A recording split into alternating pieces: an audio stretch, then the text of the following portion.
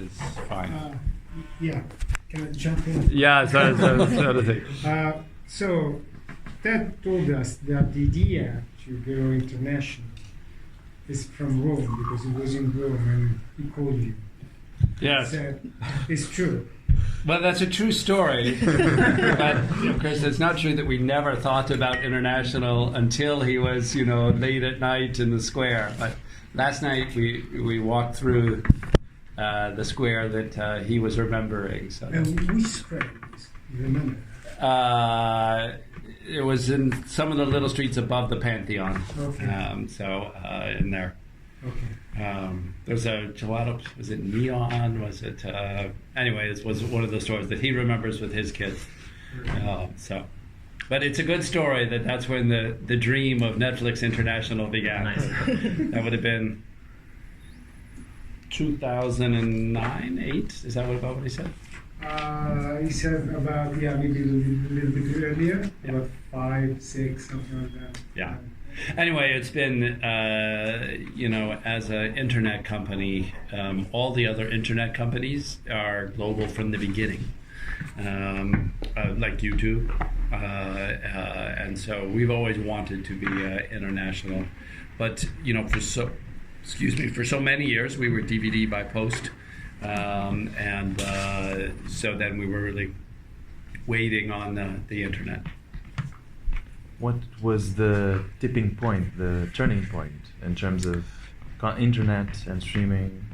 Well, the YouTube was the first one, and seeing it starting to grow, even though it, in the 2007 when it started, it was very low quality.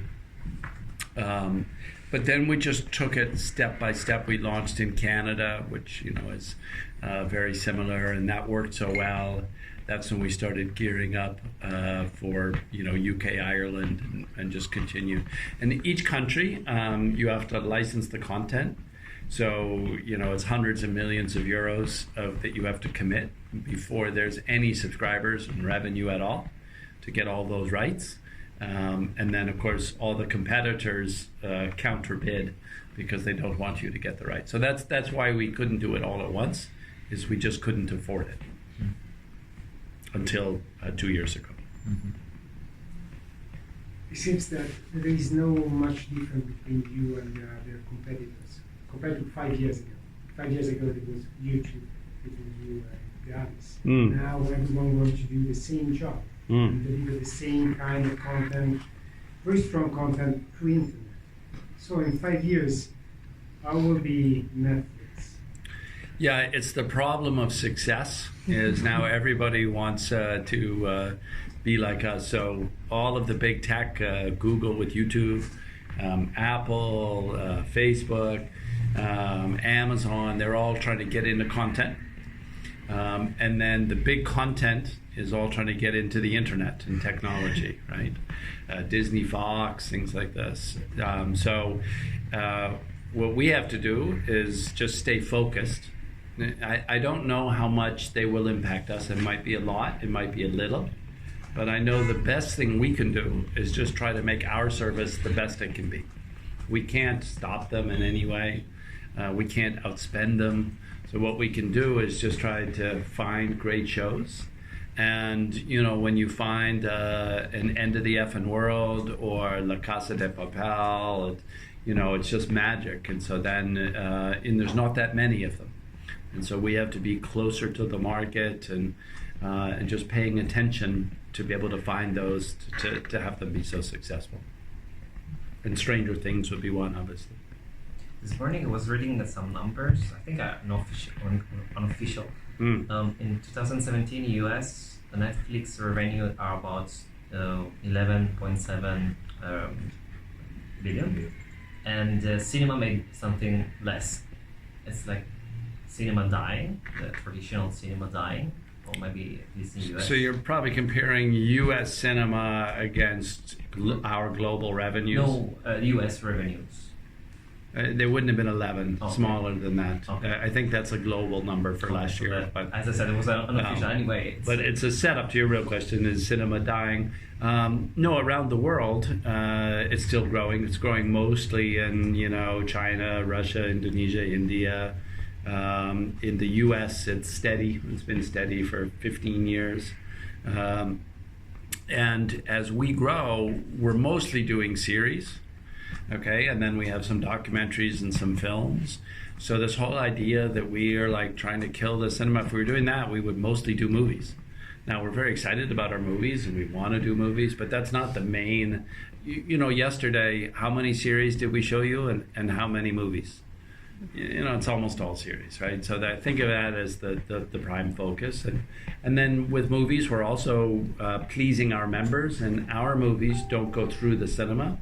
But if they want them, we're fine letting them have it, and you know, at the same time, right? It's on Netflix and on the cinema at the same time. It's not going to hurt us. Some people do want to go to the cinema to watch, and that's great. But most cinema owners don't want that. But I think we'll continue. I mean, look, in the U.S., we're over 50% of households, and the cinema's steady. So it's not a big crisis. You've talked about tech companies, content companies. Is Netflix a media company, a tech company? It's a little bit of both, because we have to be great at both. If you think at Apple, what are they great at? Fashion and technology. And they have a better sense of fashion than any tech company has ever had. And they're better at tech than the fashion companies. And it's at that unique combination of two different skills that you can get great success. And for us, that's technology and content. By spending, we're $8 billion on content, 1.3 on technology. So that's actual choices. Okay, but again, we want to be great at both. When you see your financial performance, which is the first figure, the first number, the most important? Our membership growth, our subscriber growth. The subscriber. Yeah, that's what most investors pay attention to, which is now 125 million. So that's big compared to what we were. But small compared to global pay television or to global YouTube and Facebook users, all of those. What are your expectations for the next years in terms of subscriber numbers? You know, we hope to continue to grow. We haven't published any formal expectations. The market analysts generally have us, you know, we're growing around 20 million a year, like what we've been growing. So it all depends on, you know, if we have shows that everyone feels like they have to see, you know, then we grow more versus not. I have a question. Subscribers and shared accounts. Are you going to limit the way people share accounts to increase subscribers, maybe? No plans for that. So sometimes when they're sharing, that's, you know, my wife and I, of course, that's, you know, and so defining what you can share and can't is very tricky. And so we much rather have people sharing accounts than going to piracy. So we think it's, we try not to look, you know, and, you know, just ignore it. Okay. Thank you. So last year, well, this year in 2018, you spent 8 billion on original content plus 2 in marketing. On all content. On all content. 8 billion. So some is licensed there. Some is licensed and some original. is not. Yeah. I was wondering if you have a first projection of next year, and like in terms of how much money you're going to spend, and what is the final objective with all this money? Yeah. No, it depends for next year on how much we grow this year. Okay, but we will increase the amount. We know that. We just don't know exactly how much. Yeah, and we've been increasing the investment. How much is too much? You know, we keep wanting to spend more to find those great shows that everybody wants to see, and they're very expensive. And so if you talk with a talent, maybe yesterday, you know, it's the best time to be a TV writer or producer, or, you know, the market's like this. And so, you know, that's great for the creators. Yeah. Where is the limit? I mean, you are increasing the budget. in That's content. I wish we knew where the limit was. So we have to feel our way along a little bit. If you look back, which are the biggest mistake you made? You know, we should have done international earlier, maybe by 2 years. That was one. There's the big Quickster one, which was in the US. That was about separating from DVD because we had the legacy DVD business. Those are probably the two biggest ones. And the right move you made, which are the Going global in 2016 when we opened up. What it meant is for many countries, Czech Republic, we still are only in English and partial content. Okay, and so we were worried that it would hurt the brand. And it hasn't. Of course, we're not hugely successful there, until we localize and until we have more content. But it hasn't hurt us to begin a little bit there. That was the bet. People were using VPN anyway. Yeah, there's a certain tier of society that then was watching the entertainment in English, or Spanish, or That's what we did till. Yeah, until we lost in Italy. That's right. So you and also someone else is loves Rome and Italy. Yeah. But your headquarters in Europe is in Amsterdam. Are you planning to open some small headquarters? Because I said that before, someone said he wants to move 6 months in Italy, and you already lived here, so maybe some in the future. As a business, you try to make good business decisions. I'm going to make the Romans all upset here, but if we moved, to Italy, it probably would be to Milan. But you don't want to move based on where you love the culture and the food. That's not a good business rationale. But the advantage of having our people together in Amsterdam, including many Italians, Germans, is they're all learning from each other, and it's a burden on them to travel and to do that. But we have found that to be very successful, having them learn together. How can the Facebook case affect to your business? On the privacy there. Well, I think consumers are generally more sensitive about privacy than ever before. It makes sense. On Netflix, we don't have advertising, so we don't have many of the problems that YouTube and Facebook have. We're not open platform with crazy content, and we do one thing. We keep all of our data. Your data, very confidential, and you can always see it. It's the viewing history and the billing history. That's kind of all we know. And so you can see your own data. We don't integrate other data sources again, all the things that advertising businesses do, we don't do. So I don't think it will affect us much.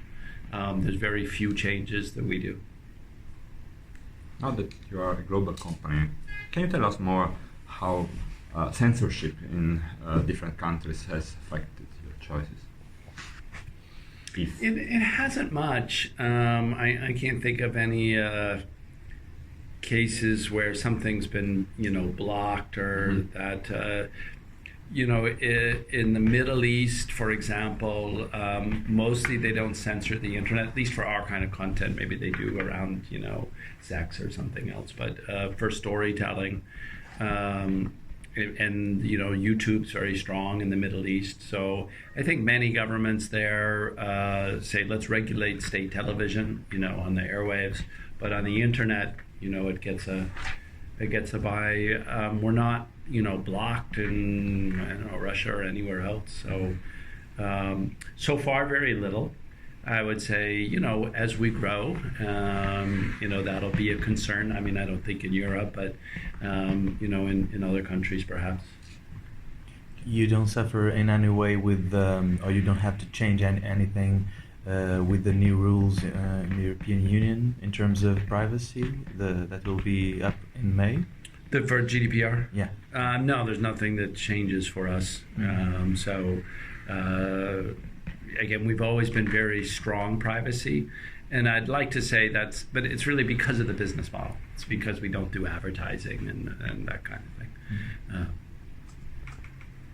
What do you think about the French law that forbids a movie to be streamed until 3 years after it went to the theaters? Because it's one of the questions that were important for the Cannes Festival thing. Sure. Yeah, I mean, the rule is not so much around streaming. It's not internet specific. It's on an SVOD service. But, France has a great system for movies because they have tons of subsidies for movies and they produce hundreds of movies per year. So they produce more movies per capita than any country in the world. And they have more cinema tickets sold than any country in the world. So think of it as they have a unique subsidy system, which has that rule and many others, and they like it that way. And it's up to them. It's not for us to question or change. Our movies like Bright, of course, just go on to Netflix. So we honestly try not to pick a fight with it. We're mostly doing, French series, not French movies, so we're not in that system. So it's allowing each country, it's their value system about what they support. And we're not trying to be the disruptor that is kind of internet crazy, all those things. And, that they have that great system. And then we license French movies from them for the whole world. Do you have any plans for China? No, in China we're blocked. Apple and Disney used to have movie services in China, and the government closed them down about a year and a half ago. And those two companies are very powerful in China for foreign companies, and so even they couldn't resist it. So I don't think so. Now we just license our content into the to the local providers like HBO does. Mm-hmm. Okay. So, in Ready Player One, the movie, the book. I haven't seen it yet. So no, the book. Okay, the book. yeah. I was talking about the book. You have the chance to create, in the future, it says, your own TV. So basically you can build your TV schedule. Yeah. You have like 8 and you have this programming, and at 9 you have a different programming. Sure. So I was wondering, is Netflix thinking of something different with its technology other than the basic on-demand sort of choosing process? Sounds like a nightmare to me. I don't go to a restaurant, so I can do the cooking. That's right. And people, I think, want to relax with entertainment. Yeah. There's constantly people who say, "Oh, virtual reality is going to take over." I don't think so. Our relationship with storytelling is deeply human, and it's evolved over 100,000 years to listen to stories. Mm-hmm. And at first, it was all verbal, but we're conditioned for that. And we want to, turn something on and be absorbed into it, whether it's at home or the movie theater.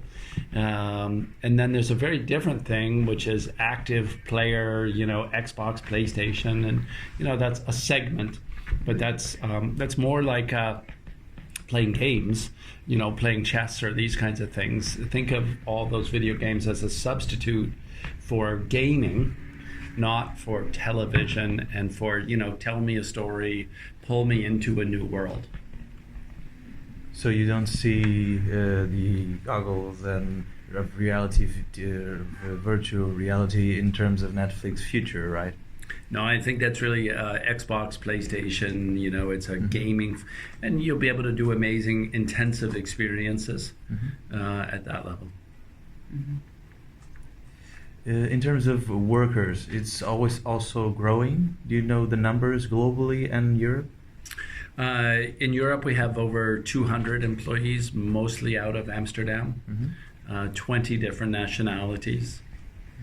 And then it's a little over 4,000 globally.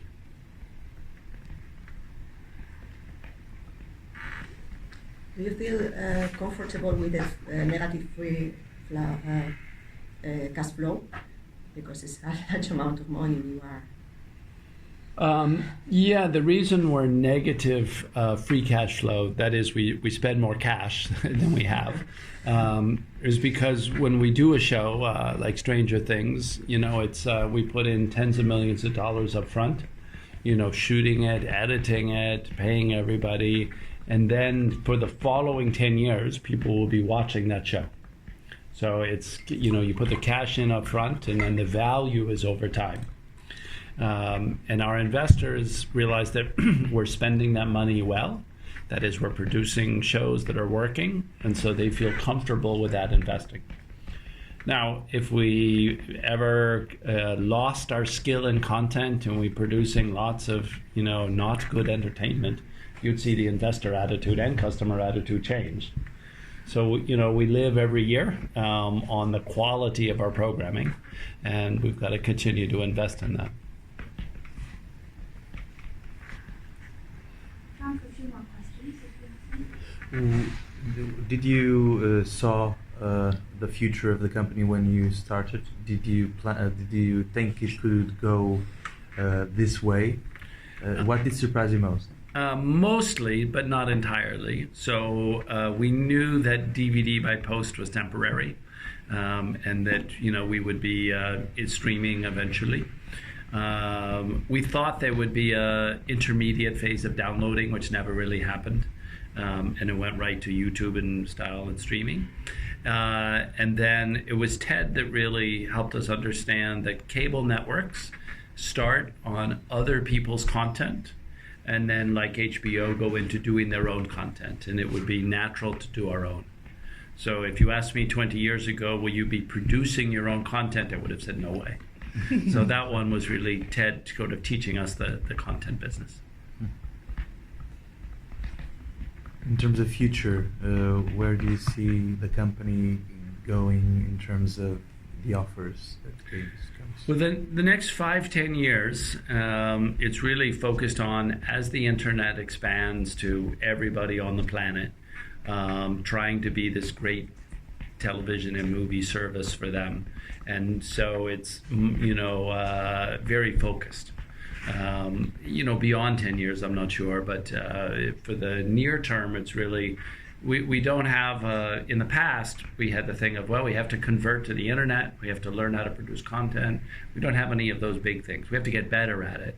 Like unscripted, we're just beginning. Children's animation, we're just beginning. So we've got some areas that are just starting. Movies? And movies we're doing, yeah.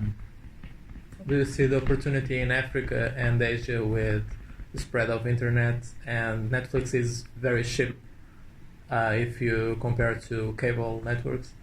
Yeah, absolutely. I mean, any place the internet is strong. Was with an acquaintance who lives in Rwanda, and he's from Minnesota, and he was like, well, I get a megabit at home, and my wife and I, we watch Netflix every other night, and it kind of connects us, and he's not even in Kigali, he's out in the rural part, so it was a very impressive story. Mm-hmm. And so that's a great thing. Now, that's not a mass, Rwanda's not a mass market for us yet, but you could see how it can be as the internet grows. Yeah. What will be the end of the linear television? Yeah.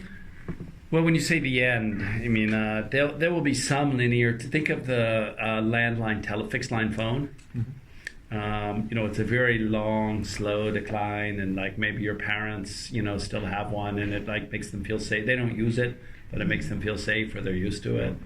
So 30, 40 years, I mean, a long time.